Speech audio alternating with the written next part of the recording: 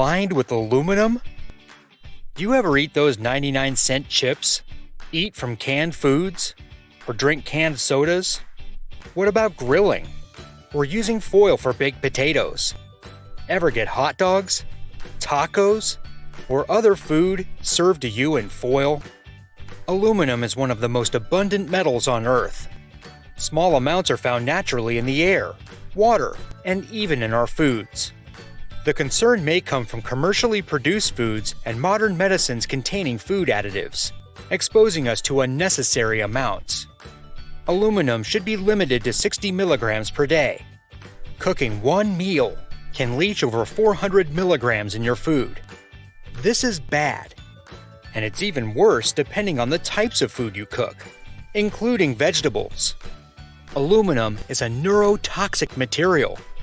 Numerous studies have linked major side effects on our bodies, such as Alzheimer's, autism, multiple sclerosis, attention deficit disorder, fatigue, pulmonary fibrosis, hormonal imbalances, loss of bodily coordination, reduction of bone strength.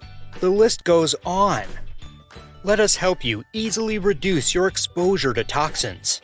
Visit us at www.allthingsalkaline.org.